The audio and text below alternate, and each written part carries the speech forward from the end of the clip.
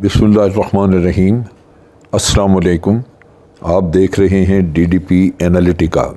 Pakistan bar council نے supreme court میں ایک درخواست دائر کی ہے جس میں انہوں نے چیلنج کیا ہے کہ کرپشن، بددیانتی کے معاملے میں جو لوگ سزا پائیں ان کی تاحیات نااہلی درست نہیں، بلکہ وہ کسی محدود مدت کے لیے ہونی چاہیے۔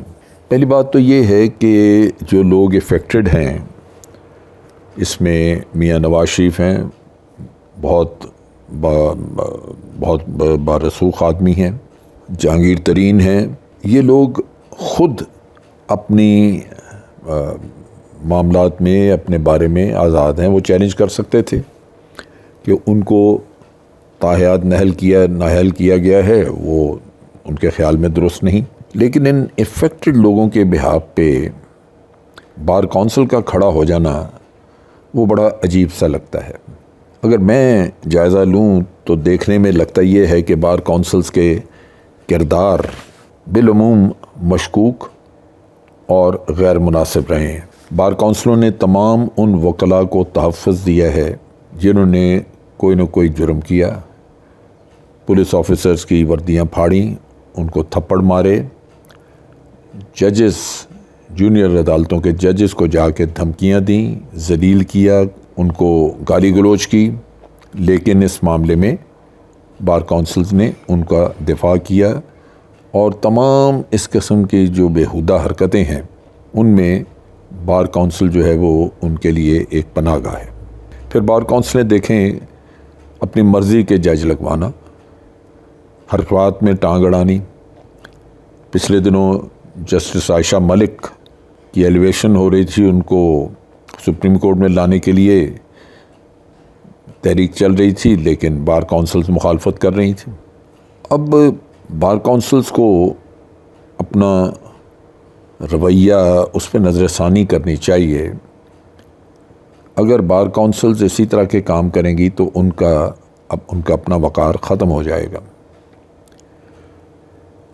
بار کونسلز نے تمام ایسے کیسز جہاں پہ حکومت مخالف آدمیوں نے کرپشن کی ہے، کرپشن واضح نظر آتی ہے، لیکن بار کونسلز اس کا دفاع کرتی رہی ہیں۔ اس طرح قانون کی بالادستی اس ملک میں ختم ہوتی نظر آتی ہے۔ بار کونسلیں جو کہ حقیقتاً ان کو ایک تحفظ مہیا کرنا چاہیے قانون کے لیے اور قانون کی بالادستی کے لیے، لیکن لگتا یہ ہے کہ وہ قانون کو صرف اپنی مرضی کا تابع رکھنا چاہتے ہیں۔ اب جہاں تک یہ تاحیات نااہلی کا تعلق ہے، قانون میں اس میں کوئی ایسی مدت مقرر نہیں ہے کہ آپ 5 سال کے لیے کسی کو نااہل کر دیں یا آپ اس کو لمبی مدت کے لیے کر دیں، تاحیات کر دیں۔ یہ کیس ٹو کیس بیسس پہ غالباً ججز جو ہیں وہ اپنی سوچ اور کیس کی نوعیت کو دیکھتے ہوئے وہ فیصلہ کرتے ہیں۔ اس میں آرٹیکل 62 اور 63 جو ہمارے آئین کا ہے وہ یہ کہتا ہے کہ ایک شخص جو کہ پارلیمنٹ کا ممبر بنے اس کو صادق اور امین ہونا چاہیے، اور صادق اور امین ہونے کے لیے بعض شرائط، بعض چیزیں نیچے تفصیلاً دی ہوئی ہیں۔ اب دیکھنے کی بات یہ ہے کہ کیا صادق اور امین ہونا کوئی غلط بات ہے؟ حقیقت یہ ہے کہ ایک آدمی ایماندار ہے تو وہ ایماندار ہے۔ یہ نہیں ہو سکتا کہ ایک آدمی بے ایمان ہے، ایماندار نہیں ہے، صادق اور امین نہیں ہے، اور آپ اچانک اس کے اوپر لیبل لگا دیں کہ نہیں اس سے غلطی ہو گئی، لہٰذا اس کو اب آپ محدود مدت کے لیے کر دیں کیونکہ آئندہ وہ یہ نہیں کرے گا۔ جو عادات اور خصلت ہوتی ہے وہ انسان کے اندر موجود ہوتی ہے۔ جنگ میں ہم دیکھتے ہیں کہ ایک آدمی دلیر ہے اور ایک آدمی بزدل ہے۔ جب بزدلی اندر موجود ہوتی ہے تو وہ آپ پرکھ نہیں سکتے اس طرح کہ یہ کتنی مدت کے لیے ہے، لیکن انسان کے اندر جو رب العالمین نے ودیت کی ہوئی ہیں خصوصیات اس کی شخصیت میں، وہ ایبسولیوٹ ہیں، تبھی تو ہم انسان ایک دوسرے سے مختلف نظر آتے ہیں۔ پارلیمنٹ کے معاملے میں یہ معاملہ بہت ہی سیریس ہے۔ آپ دیکھیے کہ ایک آدمی جس کا ویسے کوئی تعلق نہیں، وہ کاروباری ہے، کچھ ہے، لیکن وہ الیکشن میں کھڑا ہوتا ہے، عوام اس پہ اعتماد کرتے ہیں، اس کو ووٹ دے دیتے ہیں، اور ووٹ دینے کے بعد اگر وہ وزیر اعظم بنتا ہے تو آپ یوں سمجھ لیجئے کہ انہوں نے اپنے ملک کے تمام وسائل اثاثے اس کے حوالے کر دی ہے، یہ سوچتے ہوئے کہ یہ شخص ایماندار ہوگا۔ اب جب اس کو وہ سارے اثاثے اور سب ملک کے اختیارات پکڑا دیے گئے تو اسی میں ہی اگر وہ چوری چکاری شروع کر دے تو کیا اس آدمی کا حق بنتا ہے کہ اس کو دوبارہ اس کے قریب آنا چاہیے؟ سرکاری دفاتر میں یا بینکوں میں اگر کوئی آدمی بے ایمانی کرتا ہے تو وہ نوکری کے لیے نااہل ہو جاتا ہے، اس کو سرکاری ملازمت سے یا بینک سے فارغ کر دیا جاتا ہے، اس کو دوبارہ جاب نہیں ملتا۔ یہاں پہ یہ بھی ہوا ہے کہ پلی بارگین، جس میں کہ ایک آدمی اعتراف کر لیتا ہے کہ میں نے یہ کام کیا، میں نے یہ ناجائز پیسہ بنایا، وہ نیب کو کہتا ہے کہ میں پیسہ واپس کرتا ہوں، میں خود بخود واپس کرتا ہوں، والنٹیرلی وہ پیسہ واپس بھی کرتا ہے، لیکن اس کے باوجود وہ نااہل رہتا ہے کیونکہ اس نے ایک بے ایمانی کی تھی، جس سے لگتا ہے کہ اس شخص کے اوپر اب اعتماد کرنا مناسب نہیں ہے۔ اب اعتراضات دیکھیے کس کس قسم کے اعتراضات ہیں۔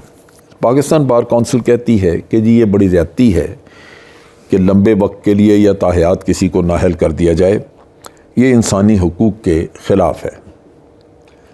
جیسے انسانی حقوق میں یہ شامل ہے کہ وہ حکومت کا یا ملک کا، وطن کا پیسہ لے اڑے، یہ اس کے لیے مناسب ہے، لیکن تاحیات اس کو نااہل نہیں ہونا چاہیے۔ کیا یہ شخص جس نے یہ کام کیا وہ اتنا ہی انڈسپینسیبل ہے کہ آپ اس سے جان نہیں چھڑا سکتے یا آپ کو اس کے علاوہ نظر ہی کچھ نہیں آتا؟ کیوں؟ اگر ایک آدمی معیار پہ پورا نہیں اترا تو 22 کروڑ کے ملک میں آپ کو صرف وہی نظر آتا ہے کہ دوبارہ پھر اس کی کوئی کسی نہ کسی ذریعے سے اس کو واپس لے آئیں۔ یہ نہیں ہو سکتا۔ اس وجہ سے اس میں بڑی احتیاط کی ضرورت ہے۔ یہ اعتراض بھونڈا ہے۔ پھر ایک اعتراض یہ بھی کیا جاتا ہے کہ یہ قانون ڈکٹیٹر کا بنایا ہوا ہے، یہ قانون ضیاء الحق کا بنایا ہوا ہے، وہ منافق تھا، اس نے یہ قانون بنایا تو یہ ڈکٹیٹر کا اور منافق کا قانون ہم کیوں مانیں؟ بھئی اگر آپ کو کسی ڈکٹیٹر نے یا کسی نے بھی آئین میں یہ کہہ دیا کہ اس ملک کو چلانے کے لیے ایماندار لیڈر ہونے چاہیے تو اس میں برائی کیا ہے؟ اب چونکہ ڈکٹیٹر نے بنایا تو لہٰذا میں بے ایمان لوگوں کو لانا چاہیے، یہ تو نہیں ہو سکتا۔ اب اگر ہم بات کریں میاں نواز شریف کی تو وہ بھی تو اسی ڈکٹیٹر کی پیداوار ہیں، ہم ان کو ڈکٹیٹر کی پیداوار، منافق کی پیداوار کہہ کے ان کو کیوں نہیں چھوڑ دیتے؟ یہ ایسے عجیب و غریب اعتراضات، انسان حیران رہ جاتا ہے کہ کرپٹ آدمی کے لیے سپورٹ کتنی ہے۔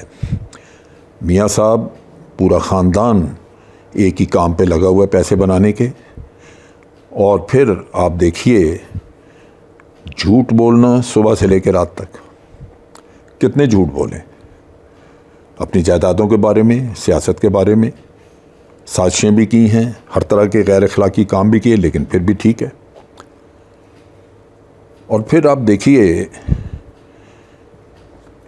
کہ سیاست میں بھی ایک زندگی، ایک وقت ہوتا ہے، آپ نے 3 دفعہ وزارت عظمیٰ بھی لے لی،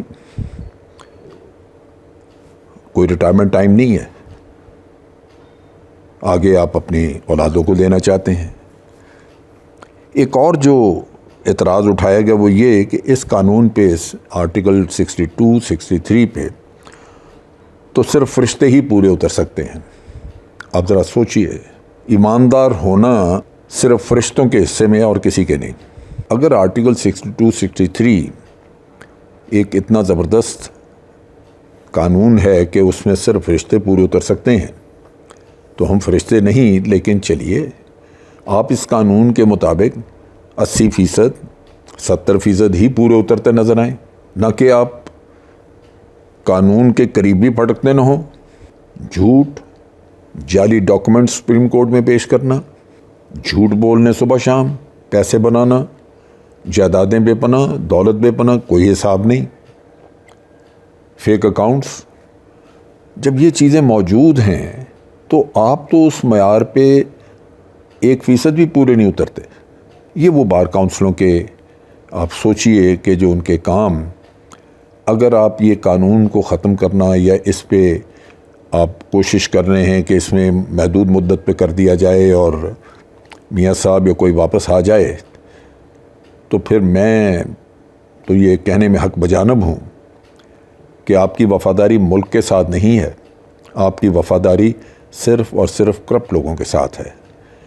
یہی وہ چیز ہے جو کہ اس ملک کی تنزلی کا باعث ہے، جہاں با اختیار لوگ اپنے ایمان کو ایک طرف رکھ کے اس وطن عزیز جو کہ اتنی قربانیوں سے حاصل ہوا، اس کی جڑوں میں پانی ڈالتے ہیں، اس کی جڑوں کو برباد کرتے ہیں۔